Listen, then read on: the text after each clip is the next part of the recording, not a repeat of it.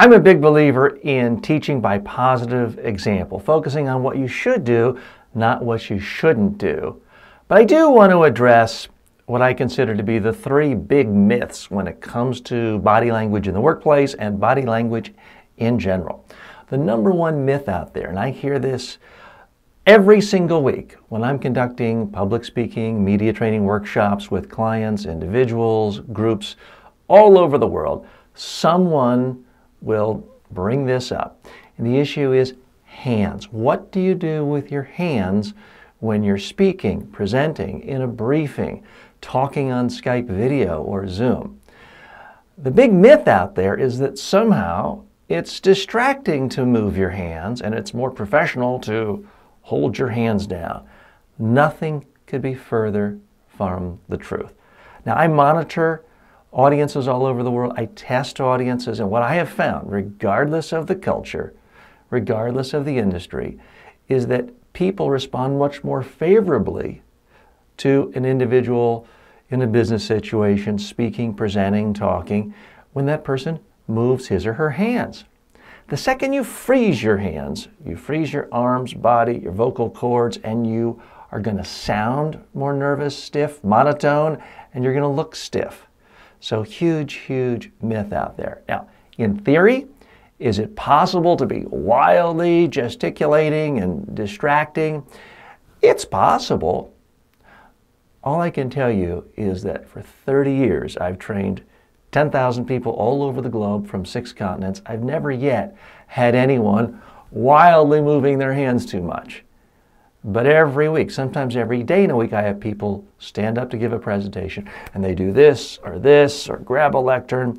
Their hands are frozen. They look stiff, uncomfortable, nervous. So I want you to get rid of this notion that somehow you're not supposed to move your hands.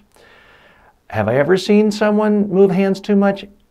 Yeah, Will Ferrell in a movie where he's being interviewed after winning a race car. He's like, I don't know what to do with my... I mean, it's funny if you're a comedian, but it's not a problem that affects people in real life. The second big myth out there, that there are certain poses you can take to make yourself more comfortable, confident, commanding. The most pernicious of all is this one floating around on the internet. I won't talk about the proponent by name, but she says if you just stand with your arms and your hands on your hips like Wonder Woman, you'll be filled with so much confidence it'll help you in any presentation. This is complete nonsense in my professional view, because if you don't have anything interesting to say, and then when you get in front of people for that speech or talk or presentation or job interview, you then tense your body up again, standing like this for a minute isn't going to do anything. So get rid of that notion, and the solution we'll talk about later in this course. You got to practice speaking, presenting, talking, asking questions on video. It's not as popular as standing like Wonder Woman, but it really does solve the problem. Now, the number one myth out there when it comes to body language, drum roll, I guess. The number one myth is that somehow 93% of all communication is your body language, your voice, what you do with your body, only 7% your words, your content. This is a myth that's been going around for decades. It has been widely debunked. It all stems from a study at UCLA by a Professor Morabian, and he was studying something very different. His results have been perverted by so-called body language experts, public speaking experts, ever since. It purports to show that how you move your body, what you do with your voice, is infinitely more important than what you say, and that your actual content, your actual words, are only 7%. Widely debunked. If you hear any so-called public speaking expert talk about this, you know they are a complete fool. I'm going to put the citation below, and you can also Google this, and you can see what I'm talking about. Here's the ultimate test if you doubt me.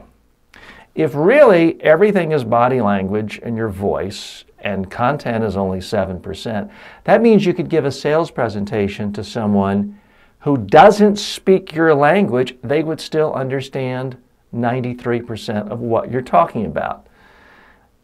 That's obviously patently absurd. They wouldn't understand anything you're talking about if you're speaking to them in a language they don't understand. Now, I obviously think body language is important, or I wouldn't be teaching this course. But I want you to really keep things in perspective. It's not more important than your actual ideas and your substance. You have to have both. In any form of communication, it's never just about style. It's never just about substance. It's always both. For example, let's say you're desperate to hire some new employee in your organization. And I write you a beautiful cover letter. Everything you want to see, everything you like, everything, beautiful paper, great punctuation. But you look at my resume, and I have no relevant work experience in your industry, and I've never held a job for more than 2 weeks. Are you likely to hire me? Probably not. In that case, I'll have great style, but no substance. On the flip side, if I have a beautiful resume, everything you're looking for in your industry, but I send you a cover letter filled with misspellings, typos, poor grammar, no space between the words, what are you going to do? Chances are you're going to take my resume and my cover letter and throw it in the trash. In this case, my style will overwhelm my substance. So I believe in all forms of communication, writing, speaking, talking. It's never this false dichotomy of style versus substance. You have to have both. This course is going to help you with the body language side of things. But realize you've got to have great substance if you really want to communicate. And ultimately, that's what is going to have a huge impact on your career. Body language can help. But without the substance, without good messages, none of this will matter.